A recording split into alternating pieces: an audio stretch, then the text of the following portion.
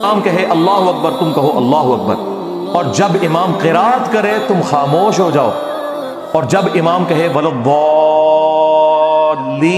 تم آمین کہو۔ تو اس میں تو کلیئر ہو گیا کہ کس قرات میں خاموش رہنا ہے۔ اور امام مسلم کہہ رہے ہیں، یہ حدیث ابو ہریرہ بھی روایت کر رہے ہیں، ابو ہریرہ تو کہہ رہے ہیں جب پڑھا جائے سورۃ الفاتحہ کو تو خاموش رہو، اور جب ولضالین تو آمین۔ وہ کہتے ہیں نہیں اس میں قرات کا ذکر ہے، فاتحہ کا نہیں ہے۔ سرکار قرات کا ذکر ہے تو فاتحہ کا ہی ذکر ہے، کیونکہ اس میں الفاظ ہے جب امام قرات کرے تو خاموش ہو جاؤ، اور جب ولضالین کہے تو آمین کو۔ سمجھ آئی؟ تو یہ فاتحہ۔ اور نہ سمجھ آئے تو بخاری مسلم میں ایک اور حدیث ہے، عبداللہ ابن عمر کہتے ہیں کہ نبی صلی اللہ علیہ وآلہ وسلم، حضرت ابو بکر اور حضرت عمر اپنی قرات کا آغاز الحمدللہ رب العالمین سے کرتے تھے۔ قرات سورہ فاتحہ بھی ہے اور اس کے بعد والی بھی ہے۔ پیچھے کیا رہ گیا؟ تو حضرت ابو ہریرہ رضی اللہ تعالیٰ عنہ کا بھی یہی عقیدہ ہے جو ہم بیان کر رہے ہیں۔ سختوں میں جتنی بار نماز پڑھاتا ہوں الحمدللہ سکتے کرتا ہوں، فاتحہ پڑھنے کا ٹائم دیتا ہوں، لیکن یہ نہیں ہو سکتا کہ آپ قرآن کی مخالفت شروع کر دیں۔ وَإِذَا قُرِئَ الْقُرْآنُ فَاسْتَمِعُوا لَهُ وَأَنصِتُوا لَعَلَّكُمْ تُرْحَمُونَ۔ جب قرآن پڑھا جائے خاموش ہو جاؤ اور توجہ سے سنو تاکہ تم پر رحم کیا جائے۔ اب وہ اس چکر میں پڑ جاتے ہیں۔ اہل حدیث میں حیرانگی ہوتی ہے، اہل حدیث کہتے ہیں یہ تو مکی آیت ہے، یہ مدنی کا، وہی والی بات جو بریلوی کہتے ہیں ایسے بتاں دے بارے چاہے تسی بزرگوں تے کیوں لاتی۔ اللہ کے بندو اللہ سے ڈر جاؤ۔ امام نسائی نے چیپٹر کی ہیڈنگ میں یہ آیت لی ہے اور اس کا فارم بیان کیا ہے کہ یہ جنرل آیت ہے، جب بھی قرآن پڑھا جائے گا۔ اور اس سے بڑھ کر جز القراء میں امام بخاری نے جو اپنے کومنٹس کیے ہیں 36 نمبر حدیث کے کانٹیکسٹ میں، اس میں ضعیف کا حکم لکھا ہوا ہے۔ وہ ضعیف ان اقوال کو کہہ رہے ہیں، لیکن جو خود لکھ رہے ہیں وہ تو ضعیف نہیں ہے نا۔ یعنی میں کسی کی بات کوٹ کروں تو اس میں تو حکم لگ سکتا ہے، لیکن جو میں خود بیان کر رہا ہوں وہ تو میں اسے صحیح سمجھ رہا ہوں نا۔ تو امام بخاری خود لکھ رہے ہیں جز القراء میں، امام بخاری فرماتے ہیں کہ اللہ نے قرآن میں واضح فرمایا وَإِذَا قُرِئَ الْقُرْآنُ فَاسْتَمِعُوا لَهُ، جب قرآن پڑھا جائے تو خاموش ہو جاؤ اور اسے سنا کرو تاکہ تم پر رحم کیا جائے۔ اور حدیث کہہ رہی ہے بخاری مسلم کی لا صلاۃ لمن لم یقرأ بفاتحۃ الکتاب، کہ جو سورہ فاتحہ نہیں پڑھتا اس کی نماز درست نہیں ہے۔ تو امام بخاری اس پہ خود کومنٹس کر رہے ہیں کہ ہم نے آیت پہ بھی عمل کرنا ہے اور حدیث پہ بھی کرنا ہے۔ امام بخاری کو تو نہیں پتا تھا کہ یہ آیت جو ہے وہ مکی ہے اور نماز مدینے میں آئی ہے، حالانکہ اللہ کے بندوں نماز تو مکے میں بھی تھی، 5 نمازوں کا شیڈیول مدینے میں ہے۔ نماز تو نبی الاسلام پہلے دن سے پڑھ رہے ہیں اور صحابہ اکرام پڑھ رہے ہیں۔ بخاری مسلم دونوں میں حدیث نہیں ہے، ابن مسعود کہتے ہیں میں نے 70 سے زیادہ صورتیں حضور کے پیچھے قیام اللیل میں سن کے زبانی یاد کی ہیں۔ اگر میں جانتا کہ مجھ سے زیادہ قرآن کسی کو آتا ہے تو میں اپنے اونٹ چلاتا، ان کے جگر جلا دیتا، اس شخص تک پہنچتا جو مجھ سے زیادہ قرآن جانتا ہے۔ تو نبی الاسلام تہجد میں قیام اللیل میں قرات کرتے تھے، صحابہ کرام سے یاد کرتے تھے۔ اور 2/3 قرآن تو ہے ہی مکی ہے، 1/3 مدنی قرآن ہے۔ صحابہ کرام نے مکے میں قرآن کیسے یاد کیا تھا؟ نبی الاسلام کے پیچھے وہ پڑھتے تھے۔ سورۃ المزمل میں آیا نبی الاسلام رات میں بعض اوقات 2/3 رات، بعض اوقات آدھی رات، بعض اوقات 1/3 رات قیام کرتے تھے، صحابہ کرام پیچھے سن سن کے اسے یاد کرتے تھے۔ تو بالکل کلیئر ہے۔ وہ کہتے ہیں نہیں جی وہ ابو داؤد میں اور جامع ترمذی میں حدیث ہے کہ فجر کی نماز میں پڑھ رہے تھے تو نبی الاسلام نے فرمایا کہ فاتحہ کے علاوہ کچھ نہ پڑھا کرو، مجھے لگا میری قرات سے کچھ چھین لے۔ اس سے آپ نے یہ رزلٹ کیسے نکال دیا کہ نبی الاسلام نے یہ کہا ہے کہ فاتحہ میں مجھ سے چھین لیا کرو؟ فاتحہ کی آپ نے ترغیب دلائی، یہ آپ نے کبھی بھی نہیں کہا کہ میرے ساتھ ساتھ پڑھو۔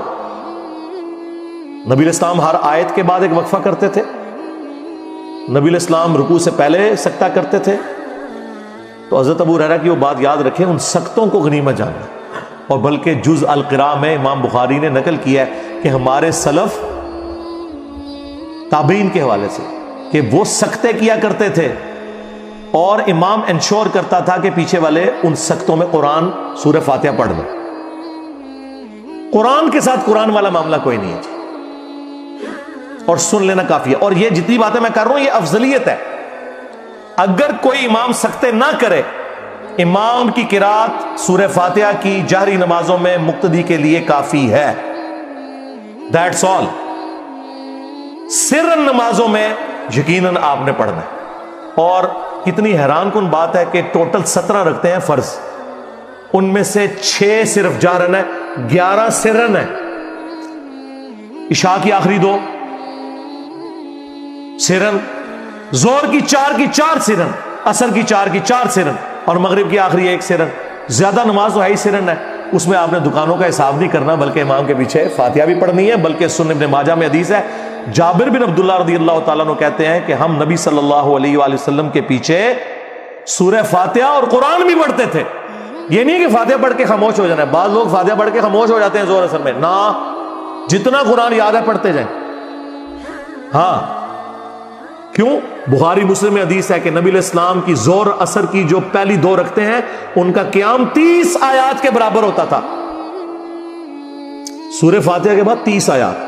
تو صحابہ کرام وہ 30 آیات میں خاموش رہتے تھے، نہیں پڑھتے تھے قرآن. اور آخری 2 کا قیام 15 آیات کے برابر ہوتا تھا. مراد آخری 2 میں بھی سورت پڑھ سکتے ہیں. لیکن بخاری مسلم میں یہ ہے کہ نبی علیہ السلام بسا اوقات فرض کی آخری 2 رکعتوں میں سورہ فاتحہ پہ ہی اکتفا کرتے تھے، سورت نہیں ملاتے تھے. بخاری مسلم کے الفاظ ہیں، نبی علیہ السلام بعض اوقات جو قرآن پڑھتے تھے 1-2 آیتیں اونچی بھی پڑھ دیتے تھے زور اثر میں، تاکہ ہمیں پتہ چل جائے کہ آپ کون سی سورت کی تلاوت کر رہے ہیں.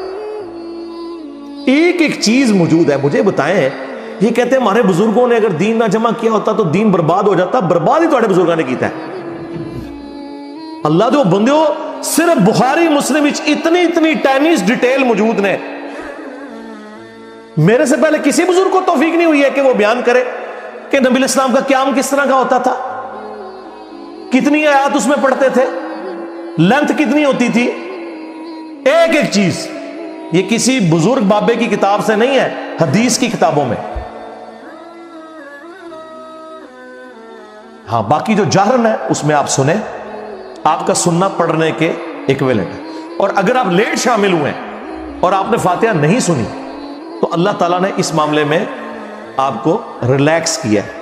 وہ امام کا پڑھنا آپ کے لیے کافی تھا. ایون آپ اگر رکوع میں بھی مل گئے ہیں تو رکعت شمار ہوگی. امت کی اکثریت اس کے اوپر متفق ہے.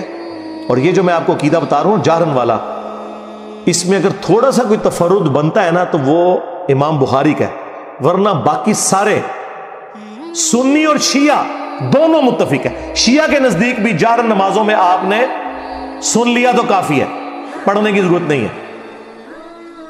اور اہل سنت میں بھی چاروں امام قائل ہیں، امام حنیفہ، امام شافعی، امام احمد حنبل، امام مالک جو بڑے امام ہیں، کہ رکوع میں رکعت مل جاتی ہے. علماء عرب سارے قائل ہیں. یہاں پہ اہل حدیث کی اکثریت قائل نہیں ہے، لیکن اہل حدیث میں بھی لوگ قائل ہیں. رہ گیا جہری نمازوں میں سن لینا کافی ہے. اس کے اوپر آلموسٹ اگر میں دعویٰ کروں نا کہ اجماع ہے، کیونکہ عبداللہ ابن مبارک کے بارے میں جامعہ ترمذی میں آتا ہے کہ وہ امام کے پیچھے فاتحہ پڑھتے تھے، اور ان سے پوچھا گیا کہ اگر کوئی فاتحہ نہ پڑھے تو وہ کہتے ہیں میں کبھی نہیں کہتا کہ اس کی نماز نہیں ہوتی. امام کا پڑھ لینا بھی کافی ہے، لیکن میں ساتھ پڑھتا بھی ہوں. یہ تو کبھی مسئلہ نہیں آیا تھا کہ جہرن میں بھی آپ نے دب کے رکھنا ہے. ہاں، اس ایکسٹریم پہ تھا امام حنیفہ کے نزدیک، نہ سرن میں پڑھنا نہ جہرن میں، لیکن یہ غلو پہ مبنی ہے. امام مالک کا موقف پرفیکٹ ہے.